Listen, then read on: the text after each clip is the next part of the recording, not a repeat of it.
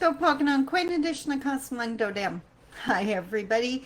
Sandy Boucher here. I'm Red Thunderbolt Woman of the Loon Clan, a proud member of Seine River First Nation in Northern Ontario, and I'm here with the Facebook Live for Monday, July 26th. And yes, I had to look down and find out what the date was because I had no idea. I'm hoping this is working. I'm hoping we don't have that annoying buzz going on. I'm hoping my microphone is working. People that are watching, if you could give me a thumbs up or a comment that you can hear me, that would be absolutely awesome.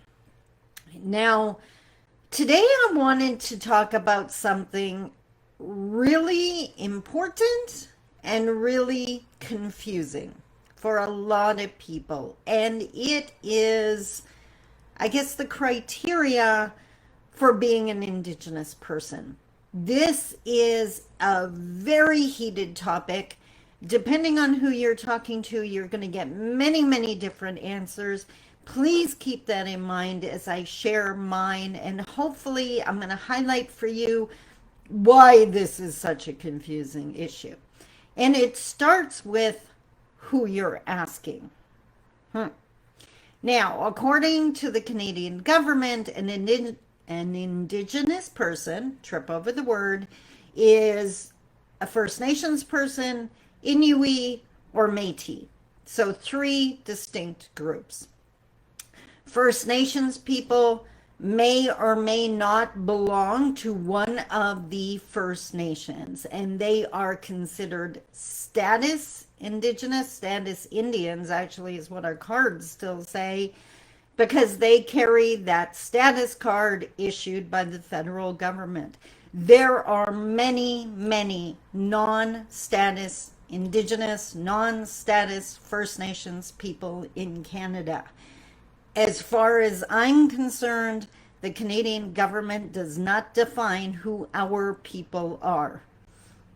I know many beautifully traditional, knowledgeable Indigenous people that do not meet the criteria of having a status card because of the convoluted rules here in Canada. So that's the first part.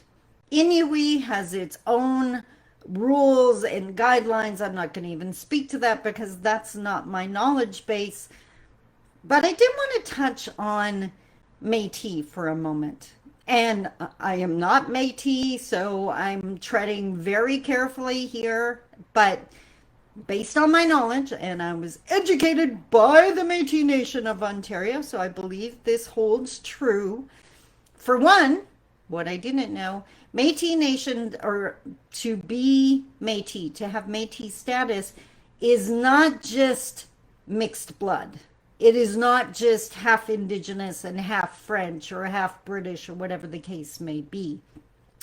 There are 3 very distinct criteria to be considered a Métis person. First off is a historical tie to the original Métis people, which means your bloodline can be traced back to one of the original Métis settlements. So we're not out there creating Métis babies today unless they are part of that bloodline. So that's the first, that's the huge one. Second one is knowledge of the Métis culture and traditions. So that's huge and important, and that's where I definitely fall down because that's not my culture, so I don't have that knowledge. And the third is that you are recognized and known as part of the Métis community in whatever area you're in. Now, why I wanted to bring that up is because, and I want to be very crystal clear here, whether a person's Indigenous or not is really neither here nor there in a lot of cases, but when it comes to applying for funding, receiving awards, taking on the position of teacher, guide, mentor, and especially as a leader running one of our agencies, then I want to know that this is an Indigenous person at the helm. And I think that's super important to maintain an Indigenous worldview. And this is where it gets complicated.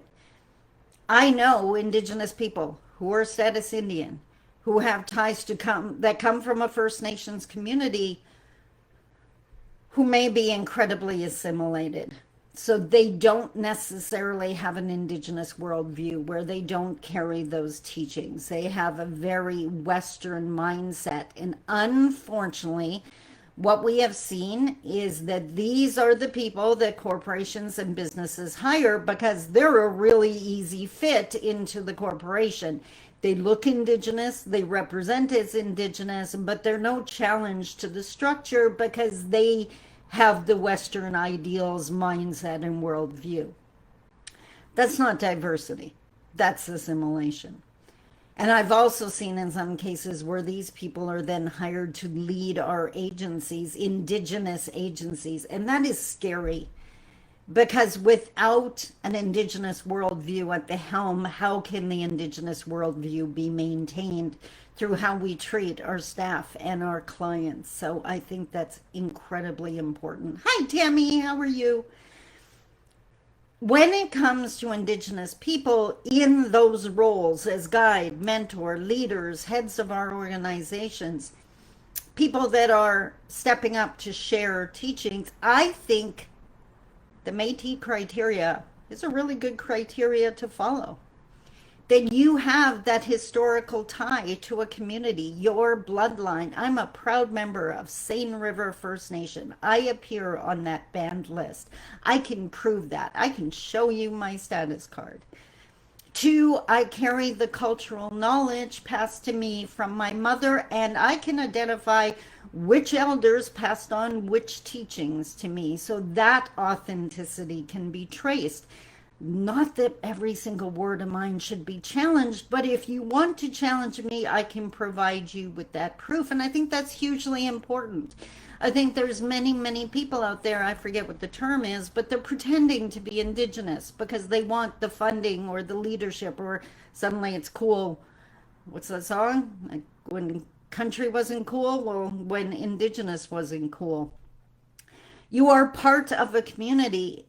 The Indigenous community in Thunder Bay knows who I am. I've been an active part of it for going on 30 years, so my name would be known. And we get really curious when people are hired for positions and we don't know who they are, yet they represent the Indigenous community. So those are the kind of guidelines I would like you to use, especially non-Indigenous people out there trying to learn more about Indigenous people. You are the ones that fall prey to these false prophets, to these teachers that come out of the woodwork and say they have this knowledge. What community do they come from? Who are their teachers? What community claims them? By the way, I have met many Indigenous people, especially younger, who identify as 60s scoop Indigenous. And that is, my heart goes out to them as soon as I hear that, because what that means is they were taken from their Indigenous roots and families and placed in a non-Indigenous home. They are identifying as someone who's Indigenous who does not have their teachings. They are still Indigenous because their lack of teachings was a direct result of Canadian history. A millennial scoop would be the exact same thing, the new Children's Aid Society that have separated people from their families. 60 scoop people may not know who their community is, but their community knows who they are. So there is still that historical tie. Have I totally confused the daylights out of you? Welcome to Canada. Bottom line, as a rule, I would suggest if you are going to follow the teachings of someone, make sure they are known and accepted in the community you're from. We know, ask Indigenous people, who is an Indigenous guide? That's your safest bet, because we cannot have non-Indigenous people deciding who our people are. That was one of the problems made under the Indian Act. And that has to stop right here, right now. If you have any questions, I am always just an email away, or you can private message me on Facebook. When I master the video, I'll put my email address down below. I hope that helped just a little bit. Again, like I said, if you have questions, feel free to email me. it is a convoluted, messy discussion. So is Canadian history. Have a super duper amazing week. I will see you tomorrow at noon. I love you. Band councils may and may not. We have to really be careful with generalizations here. So band councils, I'm responding to Sam's comment. She said it's very tricky. The band councils we are learning are also seeing through a different lens. So band councils were created under the Indian Act. So they are not a traditional vehicle for leadership. There are First Nations communities that are band custom, which means they got permission to continue doing their elections in the customs and traditions that they always did. So now, because a band council has been put in place by the Indian Act, does not mean they don't have an Indigenous worldview, doesn't mean that they don't have an Indigenous lens. That's going to depend on the people that are sitting on that council. I think Indigenous people as individuals have all been assimilated to different degrees. I'm definitely way more assimilated than someone that was raised in the bush with the traditions. I came to those teachings later in life. So may or may not, I guess another, thank you, Sam, for making that comment, because another piece of advice I would definitely give is stay away from generalities. It's not all or nothing. It's not all band councils. It's not all Indigenous people. It's very, very individual, and it depends on the experiences of those people.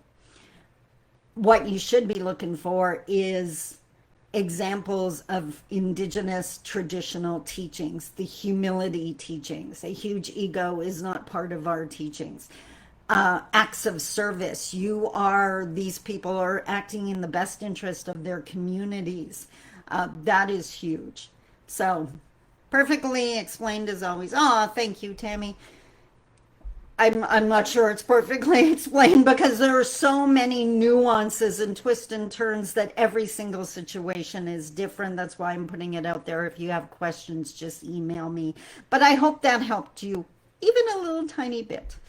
Until tomorrow, I love you. Take care. Bye-bye.